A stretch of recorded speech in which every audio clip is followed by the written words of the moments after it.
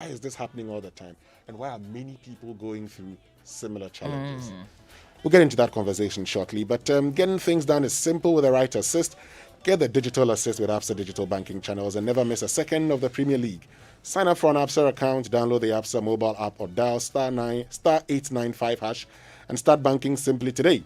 And as a first-time user, you earn points to win airtime every week when you get your banking done on ABSA digital channels. Be one of the top 10 ABSA customers with the most points to win an all-expense paid overnight stay at a luxurious hotel with a digital assist. Now, that's Africanacity, that's ABSA. ABSA, the official African banking partner of the Premier League and CIMG Bank of the Year 2020. Terms and conditions apply. Now, have you heard about the Orange Support Center? The Orange Support Center provides support to survivors of sexual and gender-based violence, and they give supports that include psychosocial support, legal support, and medical services when necessary. Call the Orange Support Center on 0800 111 222. It's toll-free to all networks.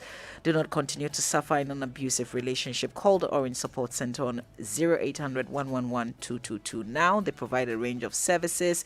If you notice gender-based violence anywhere or see something, please say something because you might be saving a life. There's good news for victims of sexual and gender-based violence. UNFPA Ghana and the Ministry of Gender, Children and Social Protection have established the Orange Support Center to support them. Call now 0800 111 222 to seek assistance because it attracts no charge. Get fast and refreshing relief from stomach upset with number 10 liver salt. Number 10 liver salt restores vitality and provides effective relief from stomach upset, nausea, hyperacidity, and indigestion. Number 10 liver salt, a refreshing relief. Now, when stubborn coughs, cold, or catarrh interrupts your life, get fast and effective relief with Stop Cough. Stop Cough range is suitable for adults, children, and babies. If symptoms persist after 3 days, consult your doctor. Stop that cough with Stop Cough. So what are your plans this festive season? Think about it. The sights and sounds of Joburg, a day of shopping at Nelson Mandela Square, bar hopping in Soweto, Big Five watch at Kruger National Park, immersive cultural experience at the Robben Island, and so much more. I'm saying think Johannesburg. This could be you and your mates this festive season in Joburg, but you haven't visited southafrica.net, www.southafrica.net to book the best package deal for your getaway. Please do so. www.southafrica.net. Great. So, Mavi, let's get into our conversation. And I know it's one that you're very interested in because of what you've been experiencing. I am. I think one of the things I get confused about is we talk about excess generation, but power still remains expensive and unreliable, and it doesn't quite make sense to me. Well, it all will make sense to you. I see one of our guests, Ben Boakye, smiling. He's the Executive Director of the Africa Center for Energy Policy. He's joining us via Zoom. Ben, good morning. Thank you very much for joining us. And we also have... Good morning. Great. We also have Dr. Nii Darko Asante, who is an energy consultant with lots of expertise in the energy sector recovery program. You know, a lot of the things government has been talking about and plans to do is captured in this 2019 document. And Dr. Nii Darko Asante has lots of understanding of the document and will help us understand that also. Ishmael Edjekumhene is the Executive Director of KITE. Now, we're doing this conversation at an Abeku Brew Hammond Memorial Foundation and KITE in partnership with the Super Morning Show on Joy having this conversation. Ishmael, good morning. Thank you very much for joining us. Good morning, Mama. Good morning. So let me start off with you, Ishmael, because, you know, we've been talking about lots of things. Mamavi has expressed, the surprise that we talk about excess capacity and still we have to deal with having to have our lights go off and, electricity is high. Tell us the state of the energy sector, particularly the power subsector in Ghana today. Winston, let me greet your listeners and your viewers. In simple terms, the power sector or the energy sector in Ghana is not in good condition.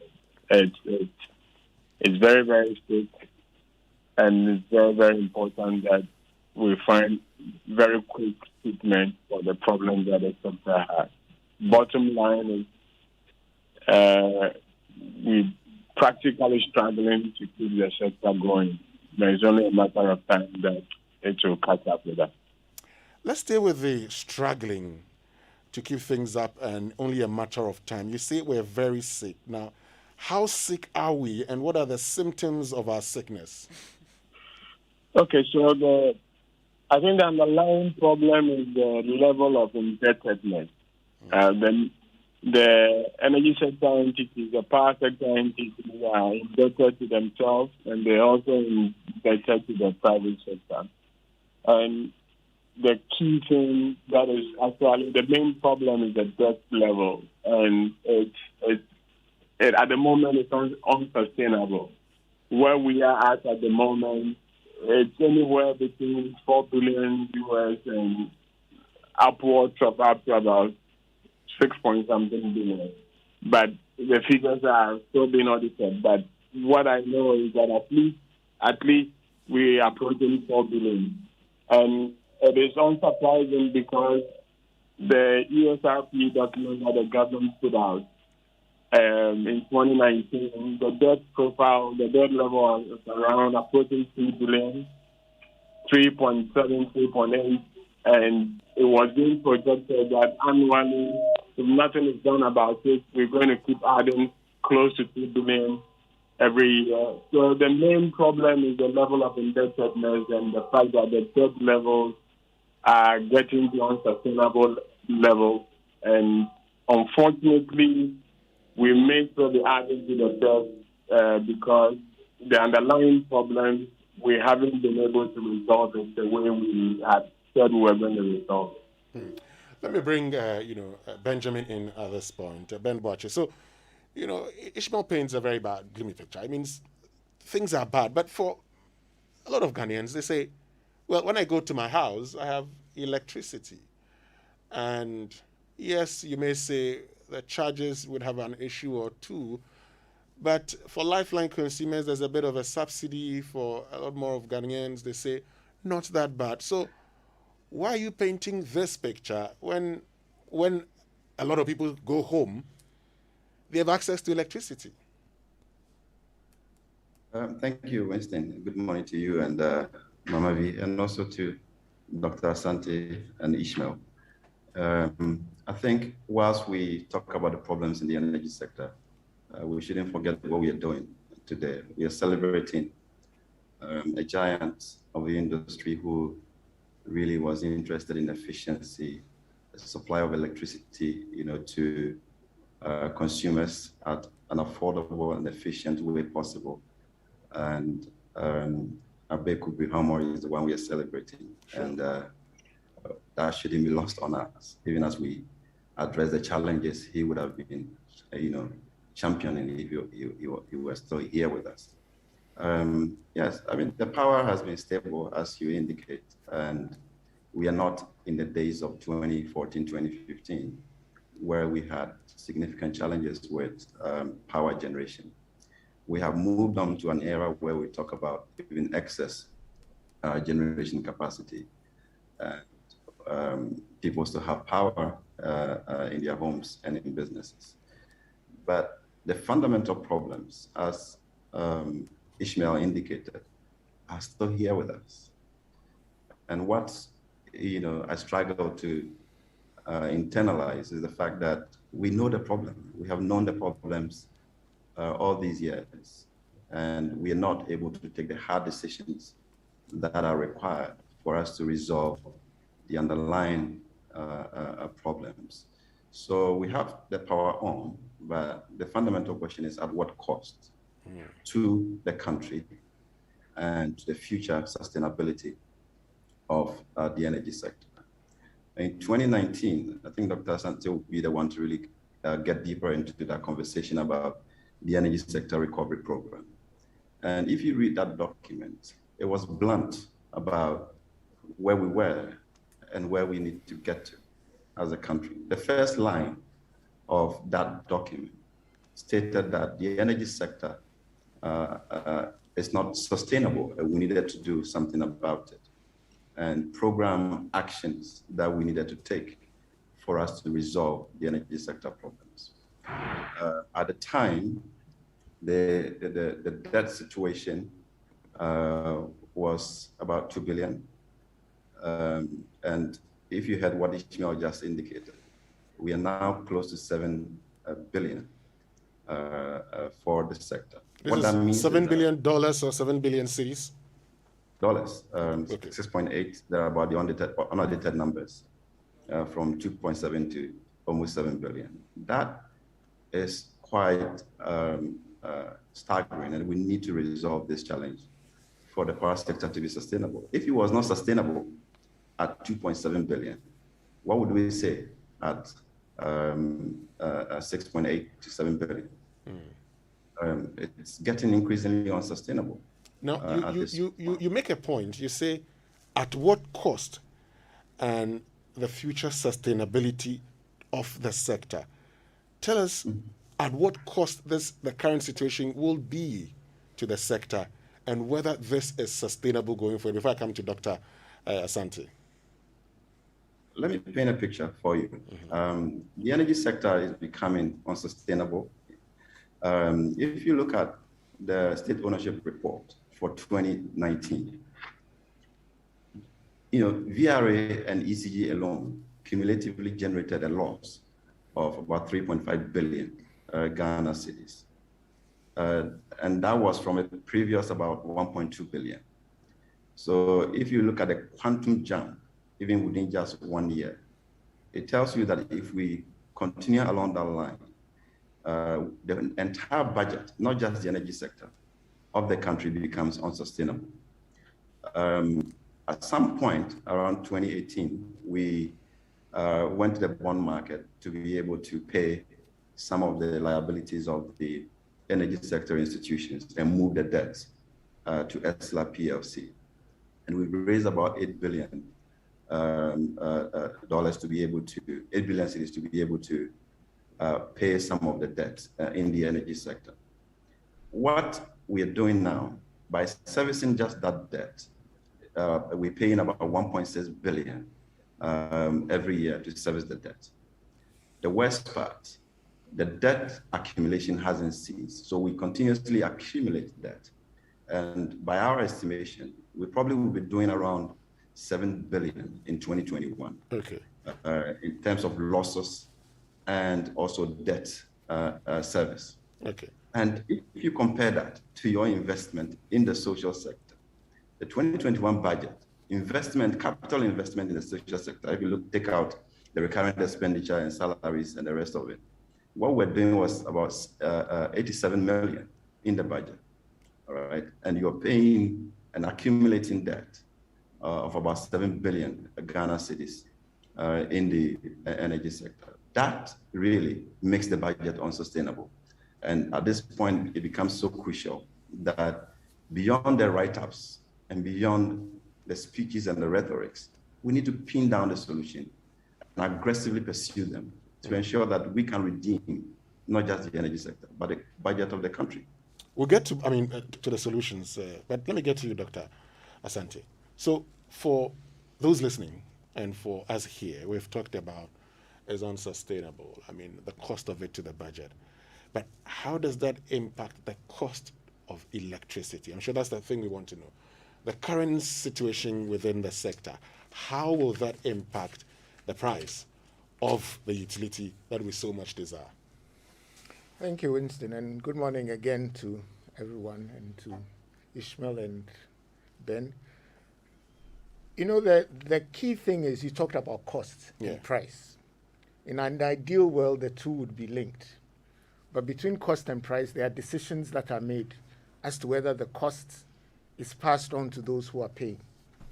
And so in Ghana, we've heard this refrain about cost-reflective tariffs. In a sense, we have created an option which says we can choose to have cost-reflective tariffs or choose to have some other kind of tariff, which does not in some way reflect the cost. And that difference is where the problem lies. We have, for instance, the road transport owners up in arms about cost of fuel and so on, and threatening to pass on the costs to us. But we all understand that they are making a living and they can't just absorb the price and not have food on their tables when they go home. And the same applies to the power sector. There are companies involved in generating power. They don't do this as a charity. They have borrowed money. They have investors who have invested in those companies who are also expecting a return. So they have costs that need to be met. They pass on those costs to us. And then we say, we can't afford it, but we still want the power. So the situation has come to the point where one way or the other, government steps in and pays part of the bill for us.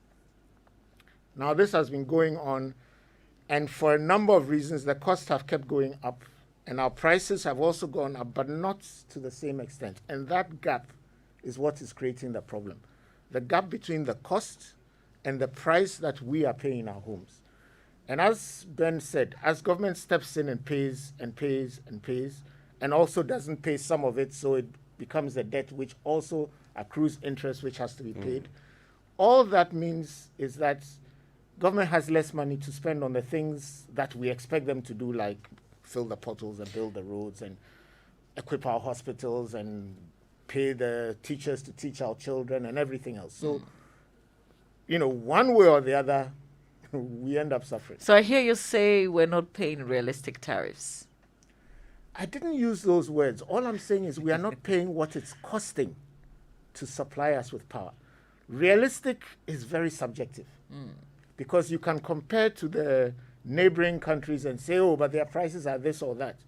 It doesn't really matter what your neighbor gets his electricity at. It's what it costs whoever is supplying you to supply you. In effect, you're saying we don't pay what it costs us. Exactly. To generate or to supply the power. Exactly. In effect, you're saying we need to pay more. Do we need to pay more, or government will have to, commit to what they say they will do? So government, it's all of the above. There are things which government has to do, and there are things which we will have to do, and that includes paying more. And that also includes not stealing electricity. All of these play into the cost of supply. But at the end of the day, yes, there are things government has to do as well. It's important we understand how we got here, and I'll be getting to you shortly, Dr. Asante. But talking about the cost and all, we know, for instance, that in the 2021 budget, we introduced the Delta Fund, the 10 pesos per liter on petroleum products. And part of it is supposed to go into, taking care of the excess charges and all of that. And so talking about paying for it, we've actually started paying for it. ESLA, as part of, ESLA PLC, there's a charge on petroleum products, which we are also paying for it. And so all of that is there. But now that you talk about the need to pay the cost at which it is supplied to us, it means we should brace ourselves up for increment in tariffs if government wants to deal with the rising sector. So, yes, you raised the point that there's ESLA, Delta Fund, and so on. And this is the irony of the whole thing. When we don't pay and government pays, our president, with all the will in the world, is not taking the money out of his own pocket. He's going to tax us to pay the same bill that we didn't pay on our electricity bill. So we need to realize that when we say we can't afford it, one way or the other, we know are going to pay it. The bill has to be paid. Okay. Government doesn't, they can print money, but in the end, it will affect us in terms of inflation. So when we come back, we'll start with you, Ishmael. You tell us how we got to where we find ourselves currently. And it's very important we understand the problem, because tomorrow we'll be looking at the solutions and the impacts also. This is the Super Morning Show on Joy 99.7 FM. Stay with us. We'll be right back. No victim of gender-based violence should be silent. Every human deserves dignity and respect. If your health, dignity, and security is undermined, you must seek assistance. Call the Orange Support Center for assistance on toll-free number 0800 111 222. This message is by the kind courtesy of the United Nations Population Fund, UNFPA.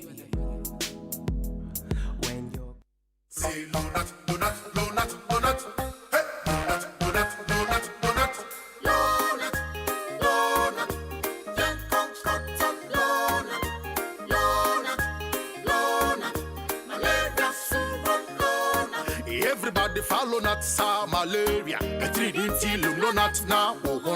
Malaria chill. Popo. What do you do? I want you. No not. A dabako. No not. A damian. No not. A damiansa. No not. No not. Scatter malaria.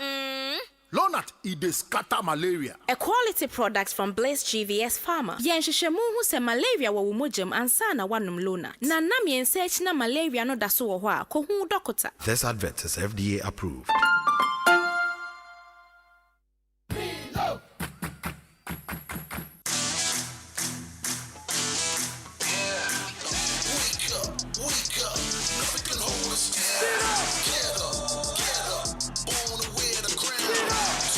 Maudada no pediani bianye di pa and pe wo malt milk ena koko mu a emma milomu da shima.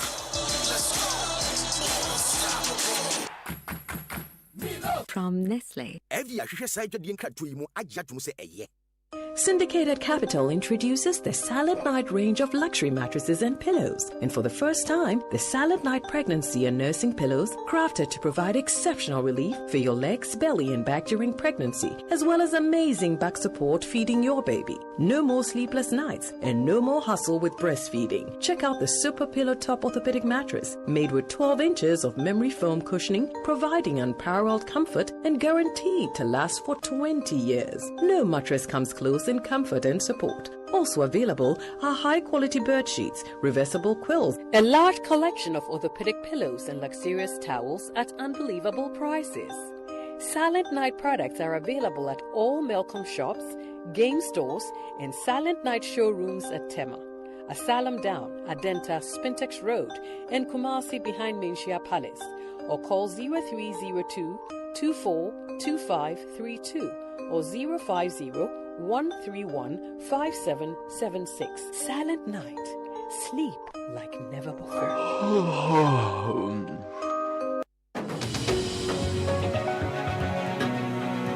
It's time to meet again in the excitement of the new world. Turkish Airlines FlyFest has begun. Have a safe journey to America with Turkish Airlines. Book your ticket now and enjoy flying with special fares until December 15th. Terms and conditions apply. For more information, please visit turkishairlines.com. Turkish Airlines. Apply now for a degree at Central University, Ghana's leading private Christian university. Admissions are open for the 2021-2022 academic year. Degrees are available on our campuses at Mutual, Christ Temple Abosokai, and Kumasi. You can also enroll in our MBA with various specializations. Scholarships are available for needy but brilliant students. Call now on 0303-318-583. You can also visit our website at central.edu.gh for more info. These days, for every one thing you're looking to buy, there are at least 5 options. But what if you had to make that one choice? The choice for quality home appliances with exceptional prices and unbelievable after-sales service. Whirlpool. At Whirlpool, we let the track record speak for itself. From Whirlpool built-in appliances, Whirlpool refrigerators, Whirlpool washing machines, Whirlpool ACs to Whirlpool kitchen appliances. Locate Whirlpool at La, Achimota, Spintex, Tamale, Kumasi, and Takrady. Call us today on 0302-778-126 for all your premium Whirlpool home appliances at unbelievable prices. Whirlpool, sensing the difference.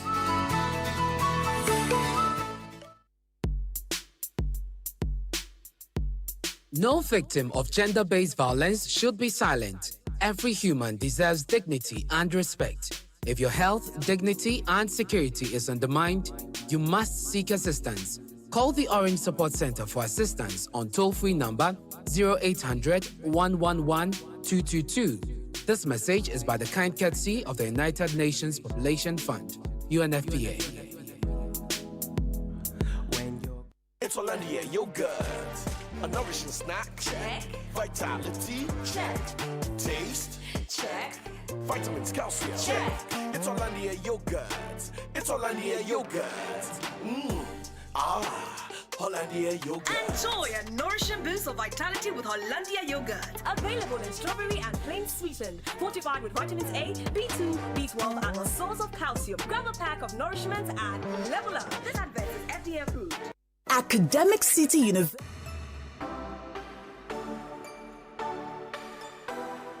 Coffee in your cup. Enjoy on the set. The Super Morning Show is always the best bet. On Joy 99.7 FM.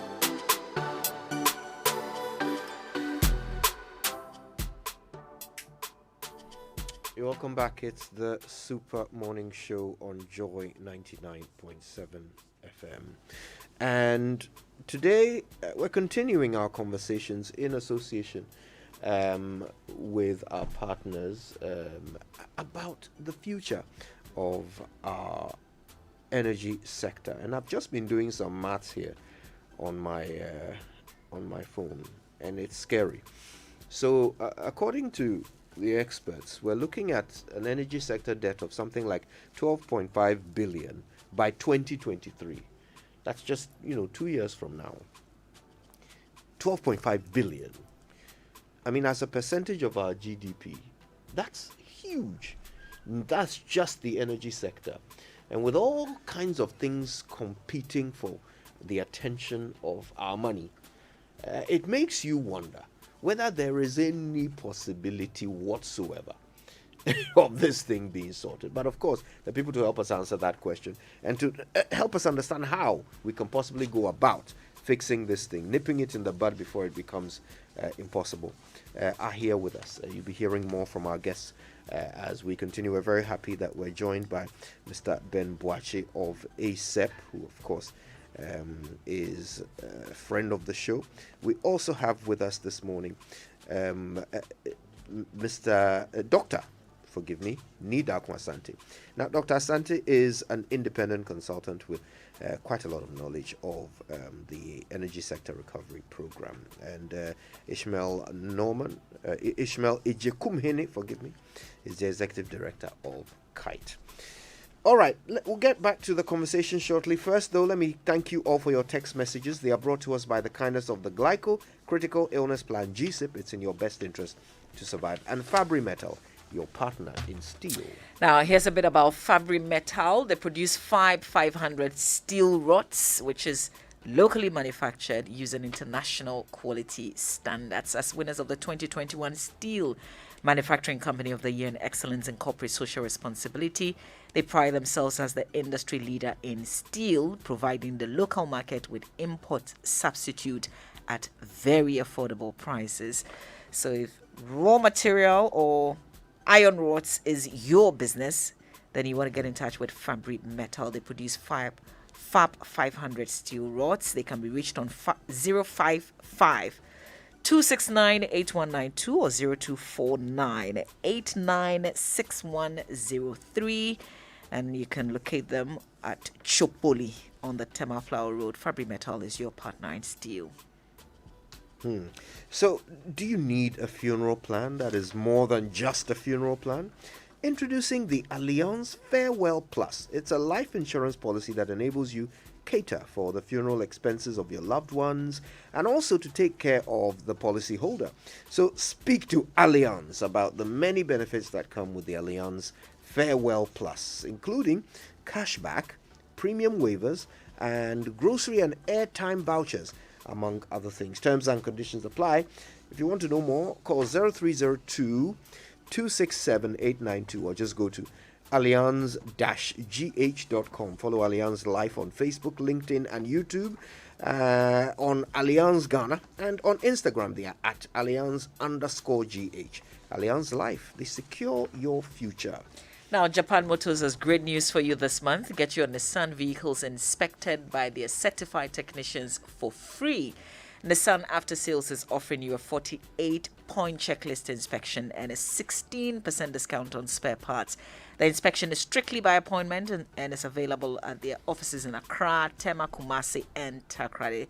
Call to book on 055 455 8115 or 0244 342 956. You can visit their website japanmotors.com or email customercare@japanmotors.com for more information. This offer is valid from the 1st to the 30th of November, and you've got just about a week to take advantage of this. The Sun After Sales are promise your experience Japan Motors, driven by excellence. Do you know who has really embraced this digitalization agenda? Kingdom Books and Stationery. Yeah. So they've introduced kingdomstoreonline.com, which means you don't have to go to a branch to buy any of their amazing furniture and stationery products. All you have to do is go online, and of course they'll deliver to your home or office in good time. If you're in Accra or Tema, they'll do it for free. And of course you can pay for your products via Momo across all networks. Terms and conditions do apply. At Kingdom, quality and affordability is their hallmark. Right, shall we get back to our conversation? And so we've established that the thing is not easy. The problem is heavy. The size of the debt is huge, and we are not chipping away at it enough. In fact, it's accumulating at a rate that will soon put us in an unsustainable position. So some home truths have been told. We've heard from Doc that, in simple terms, we must pay the bill. And by we, that is you and I. Yes. We must pay more for the power that we use. But I've just had a look at the budget that was read last week. Nothing on that. There was a lot of talk of renegotiating some of the purchase agreements. There was talk about buying some energy-saving bulbs and doing a number of things, promoting renewable energy, but nothing about increasing the tariffs. So what are we to take from this? That there's not going to be anything done in that direction this year? I'm happy to start with you, Ben.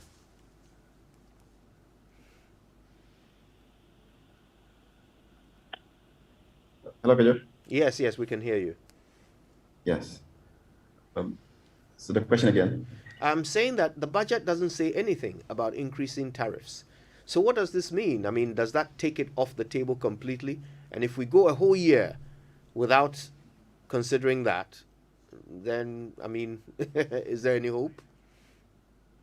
The budget is not supposed to address tariff issues. There is a regulator, economic regulator, that does that job, ensuring that the power sector is optimized through the tariff. So it's PRC's job to be able to do that. And, reconciling the fact that as a regulator, they've not had the commission or the commissioners, if you like, sort of the board of the PRC for the greater part of the year. They've not been able to review the tariff. They should have done that by June this year, but they've only got a commission established last month. So I would assume that even if they're going to be able to review the tariff and tell us what we have to pay to make the power sector sustainable, that will be towards Christmas or maybe next year. So that is really what it is. The regulator is supposed to do the job and ensure that they're able to review the tariff as and when necessary. But when you don't have the apex body, the commission itself, that can review the tariff, then the executive authority within the body is constrained to be able to do that. So that is the situation at this point. So hopefully the commission, as soon as possible, will be able to tell us what the right tariff is for us to start paying. I was listening in when Dr. Asante said we're supposed to pay the right tariff. Absolutely, but I wouldn't assume that we are not paying the right tariff, because we have the regulator that is supposed to do that job. And consistently we've been told that the tariff we are paying is optimal. They run the models, they run the economics around the tariff. And unless we want to disbelieve what the commission does, we think they are doing the job they're supposed to do. There are other complementary solutions that we need to really address in the power sector. That is reducing the inefficiencies and ensuring that not just the tariff, but any other thing that ensure or continue to undermine the sustainability of the sector is addressed. The inefficiencies, cumulatively, if you look at transmission losses and distribution losses, we are averaging around 40%. What that means is that if you sell $1 million power, 400,000 cannot be accounted for in Ghana's power sector. And that is a major, major concern that we have to address to ensure that we have a sustainable power sector. Globally, the average should be around 8 to 10% of the loss. And we are doing close to 40%. We can't only focus on the tariff and not address these problems. And as I did indicate earlier, we've known these problems since 2014. And we've been talking about fashioning out the solutions, program after another, one speech after the other. And we're still talking about the same problems. The 12 billion debt that you mentioned, it's just a projected number, a do-nothing scenario as of 2019, that if we did not address the power sector problems, we could be hitting $12.5 billion of debt in the sector by 2023. And at the time, the debt was about 2.7 billion. And now we are close to 7 billion. So if we don't act quickly, we could easily hit the 12 billion as was projected, in 2019. So these are the fundamental issues that we need to address. We've been working in the power sector, analyzing the problems, looking at the challenges with distribution, transmission, and the problems are not going away. The solutions are not forthcoming to be able to address that. If you want a meter today, it's difficult for you to get it. And that means when you have power in the lines are live, and somebody wants to consume the power and pay you, they can't do that because meters are not available.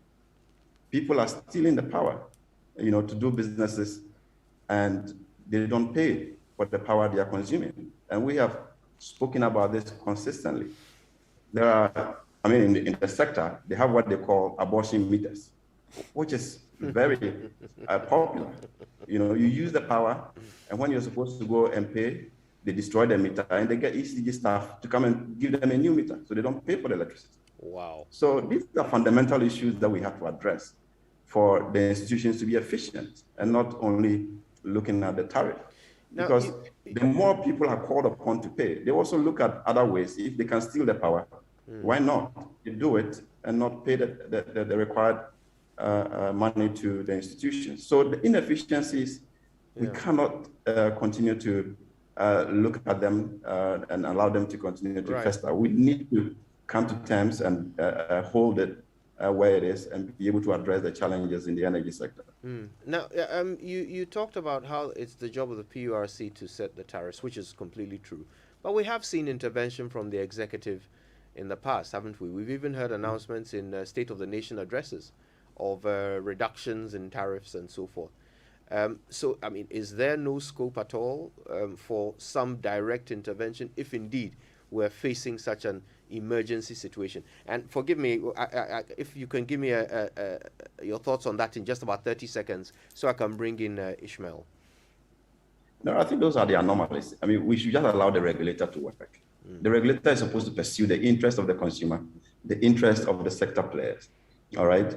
And government has to have confidence in the regulator to be able to do its work. If government claims that it's been able to reduce the tariff, was it an imposition on the regulator to be able to do that? I think when we allow the regulator to function that way and ensure that the right price is passed through for the consumer to pay, we wouldn't have to burden the budget with those kind of announcements that we do here once in a while. Thanks for that. Okay, I want to bring in Ishmael Edjekumhene here, and I suppose at this point, really, there are two questions left.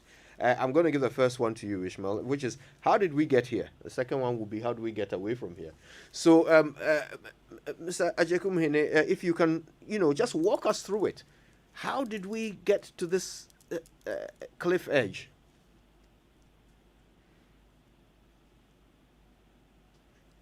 Do we have Ishmael Edjekumhene on the line?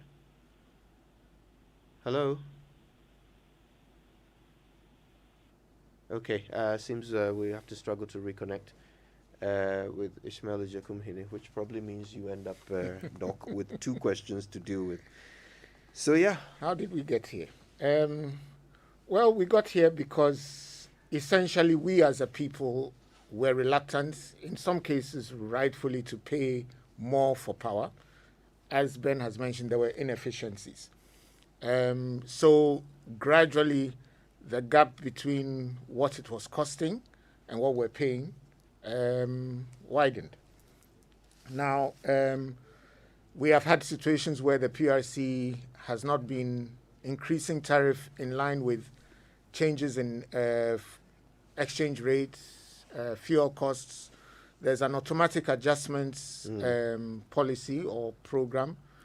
Formula, which was not applied generally because the argument was that the utilities were not granting us good quality. So as a form of, you can say, punishment or sanction to the utilities, their additional costs were not passed on to us. But it's not as if ECG staff will take a pay cut or somehow swallow that reduction in tariff or loss of revenue. It just adds up to the debt. And so eventually, government has to pay the debt because the debt ends up in bills that are not paid to the generators or the fuel suppliers, and it has to be paid. Otherwise, the lights will go off. And no government will, if it's possible to stop it, allow the lights to go off. So basically, that's where we have been going gradually for these reasons. The gap between what the cost is and what we're paying has increased. We had Doomsaw, and a significant number of power plants were procured. Now, it seems we went a little beyond what was necessary, which has created this overcapacity. Well, that also has to be paid for, and that's part of the cost. Our PRC made a decision not to pass that cost on to us, the consumers, but that still stays as a cost in the sector and is part of the debt. So those are some of the high-level reasons or causes for our getting here. You know, I've had some energy experts refer to neighboring West African countries, particularly Cote d'Ivoire, and then they say our power is expensive. Why can they get it cheaper and ours still expensive? So, like with any comparison, it really depends on what you compare. I recently did an analysis of these comparisons, and when it comes to our cost of electricity to residential, we are not actually that bad at all. We are about third lowest. It's when you move to looking at cost to industry that we don't do so well. And as I said, we have decided to allow those of us who consume electricity at home to have a cheaper price than those who consume it in industry. As a result, when we do these comparisons, depending on which you pick, we can look pretty bad or pretty good. But overall, if you compare us with Nigeria, Nigeria has cheap gas because the gas is onshore. It's excessive. I mean, they're exporting gas. So when they are buying their gas at $2 or $3 per million BTU and we are buying it at $7, you can't expect the power that comes out as a result to be the same. We have the advantage of hydro, but then because we also have the highest electrification rate, we consume, now hydro is less than 50% of our generation, and as such, we need the expensive thermals to complement. So yes, it's what it is. We also lose quite a lot, but so do the others. And yes, other governments subsidize. Maybe we don't as much, or we subsidize residential and not. So all these things come into play, which is why I say the comparison is important to see how we are doing. But when it comes to us paying, it's our cost that we have to pay, not Nigeria's cost or Ivory Coast's cost or Burkina Faso's costs, because it's our cost, and that's what we have to look at. Ben made a point about efficiency, and that's the role of government and regulators to improve efficiency so that our costs go down. There's a lot of power lost. There's a lot of power wasted. That needs to be dealt with. And I think you talked about what are the solutions. The solutions are that one, yes, we have to pay what it costs, but we also have to reduce what it costs. And those two go hand in hand. The good news is that the 12.5 billion is no longer the trajectory we are on. Government has made substantial payments in excess of $3 billion over the last 2 years. So that has already reduced the debt growth projection. Apart from that, they have taken some of the steps required to reduce the cost of generation. So about 5.1 billion in total has been shaved off that projection. Our gas costs have been reduced by a number of actions, and I know we are short of time, so I won't mention all of them, but we've reduced the cost of supply of gas from Sankofa.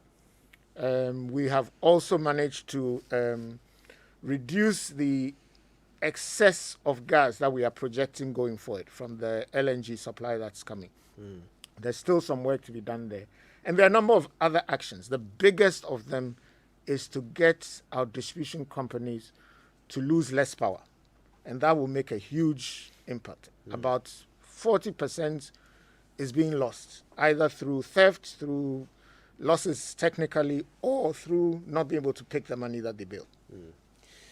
Well, clearly we've painted the picture of the problem and how we got here, which sets things up perfectly for our conversation tomorrow, which is about the solutions. And so we will certainly be looking at what we need to do in order to reduce this debt and also reduce the cost of producing electricity. We've been very privileged to be hearing from our panelists this morning. Benjamin Boakye is the Executive Director of ACEP. Ishmael Edjekumhene is the Executive Director of KITE. And Dr. Nii Darko Asante is, he's been here with us in the studio. He's an independent consultant with extensive knowledge of the energy sector recovery program. Thank you all so much for your time with us. Join us tomorrow for more. It's the Super Morning Show. More to come after these.